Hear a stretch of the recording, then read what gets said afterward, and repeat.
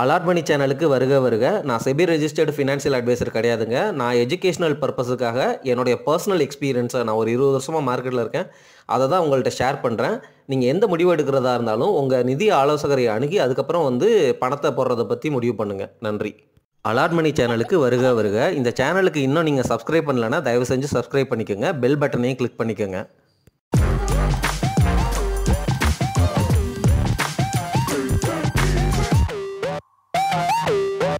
அனைவருக்கும் வணக்கம். இந்தியாவினுடைய சுற்றுலா தலமான காஷ்மீரில் பகல்காம் அப்படிங்கிற இடத்துல 2 வாரத்துக்கு முன்னாடி பாகிஸ்தான் தீவிரவாதிகள் இந்திய கணவன்மார்களை மனைவிகளையும் குழந்தைகளையும் விட்டுட்டு கணவன்மார்களை சுட்டு சுட்டு கொன்று குவிச்சாங்க. 26 பேர் இறந்தாங்க.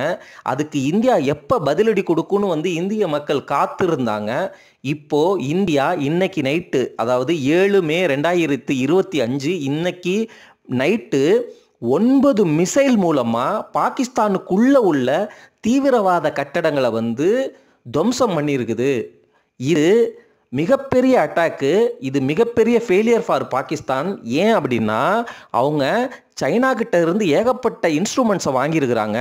ரேடாரில் எந்த மிசைலையுமே அவங்களால கண்டுபிடிக்க முடியல போல இருக்கு அப்படிங்கிற மாதிரி டிவி சேனலில் பேசிகிட்டு இருக்கிறாங்கங்க. 9 மிசைலு 9ம் எங்கெங்கே போயிருக்கு அப்படின்னா, பாகிஸ்தானில் ஒரு பஞ்சாப் பகுதி இருக்குது. அந்த பஞ்சாப் பகுதியில் தான் தீவிரவாதிகள் நிறையா பேர் அங்கே தான் இருக்கிறாங்க அப்படின்னு தெரிஞ்சு அங்கே உள்ள பில்டிங்ஸை இவங்க அட்டாக் பண்ணியிருக்கிறாங்க. திரு மேஜர் மதன்குமார் கூட இதுதான் முன்னாடியே சொல்லிட்டு இருந்தார். பஞ்சாப் பகுதியில் நம்ம அட்டாக் நடத்தணும், அங்கே தான் டெரரிஸ்ட் குரூப் ஜாஸ்தியாக இருக்கிறாங்க அப்படிங்கிற மாதிரி. ஸோ இந்த 9 மிசைல், குறைஞ்சது 9 மிசைலு 9 கட்டிடங்கள் தகர்க்கப்பட்டிருக்குது.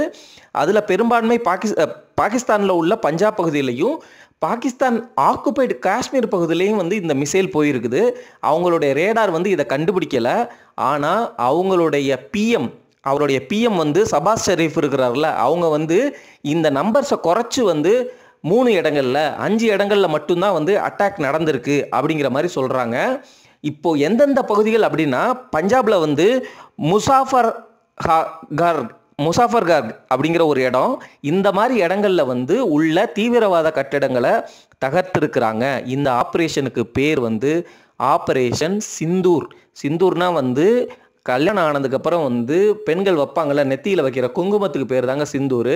இந்த மாதிரி கணவர்களை கொன்றதுனால தான் இந்த மாதிரி ஆப்ரேஷன் பேர் வச்சு இந்தியன் ஆர்மி பிரம்மோஸ் மிசைல் மூலமாக அட்டாக் பண்ணியிருக்கலாம் இந்த 9 தீவிரவாத கட்டிடங்களையும் அப்படின்னு சொல்லப்படுதுங்க.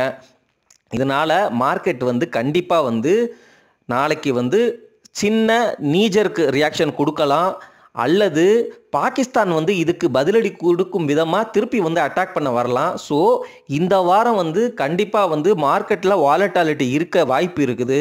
இது நமக்கு என்னதான் வாங்குகிற வாய்ப்பு அப்படின்னு நம்ம பிஸ்னஸ் மைண்ட்லேருந்து யோசித்தாலும், பாகிஸ்தான் சைடு அப்பாவி பொதுமக்கள் இந்த அட்டாக்னால் உயிரிழந்திருந்தா, அதாவது எந்தவித காரணமும் புரியாமல் நம்மளை மாதிரி இன்னசென்ட்டாக இருக்கிற அப்பாவிகள் பாகிஸ்தானில் உயிரிழந்திருந்தா அவங்களுக்காகவும் நம்ம ஆறுதல் சொல்லணும். அந்த ஹியூமனிட்டி நம்மக்கிட்ட இருக்கணும் அப்படிங்கிறதையும் சொல்லிட்டு, இந்த மாதிரி விஷயம் நடந்திருக்குது.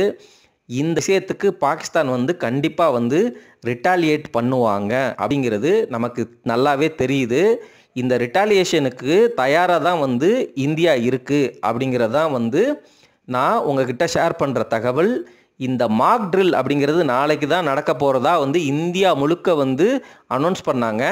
ஸோ ஒரு எதிர்பாராத விதமாக மாக் ட்ரில் நாளைக்கு தான் நடக்க போகுது, அதுக்கப்புறம் தான் அட்டாக் இருக்கும் அப்படின்னு நினைக்கிற அந்த தருணத்தில் இன்றைக்கி நைட்டே அட்டாக்கை பண்ணியிருக்கிறாங்க. அந்த பஞ்சாப் பகுதியில் தான் தீவிரவாதிகள் நிறையா பேர் இருக்கிறாங்க அப்படின்னு இவங்க கரெக்டாக கணிச்சு துல்லியமாக அடிச்சிருக்கிறாங்க. இதில் ஒரு முக்கியமான செய்தி என்னென்னா, ஒரு முக்கியமான தீவிரவாதி கொல்லப்பட்டு இருக்கலாம் அப்படின்னு இந்தியா சைட்லேருந்து ரொம்ப ஸ்ட்ராங்காக சொல்கிறாங்க. ஆனால் பாகிஸ்தான் எல்லாத்தையுமே அவங்க மூடி மறைக்க பார்க்குறாங்க அப்படிங்கிற மாதிரி இந்திய சேனலில் நியூஸ் உலவுது. எண்ட் ஆஃப் த டே அப்பாவி பொதுமக்கள் 2 சைடில் இருந்தும் சாகக்கூடாது. சமாதானம், பீஸ் தான் கண்டிப்பாக இதுக்கு சரியான சொல்யூஷன். வேறு வழி கிடையாது. பகல்காம் அட்டாக்ல ஃபஸ்ட்டு தீவிரவாதிகள் அட்டாக் பண்ணிட்டாங்க. இந்திய இராணுவம் அந்த தீவிரவாத முகாம்களை தான் குறித்து அட்டாக் பண்ணியிருக்குது. பாகிஸ்தானில் உள்ள அந்த இராணுவ அந்த முகாம்கள் மேலேயோ மிலிட்ரி அட்டாக் வந்து நடத்தலை. இது வந்து கிட்டத்தட்ட மிசைல் மூலமாக வந்து துல்லிய தாக்குதல் தான் நடந்திருக்கு. அந்த தாக்குதல் மூலமாக மிகப்பெரிய பிளாஸ்ட் வந்து பாகிஸ்தான் சைடில் கேட்டதாகவும், அந்த பிளாஸ்டில் ஏகப்பட்ட கட்டிடங்கள் உடஞ்சி நொறுங்கினதையும் வந்து டிவி சேனலில் வந்து இன்றைக்கே வந்து பப்ளிஷ் பண்ண ஆரம்பிச்சிட்டாங்க.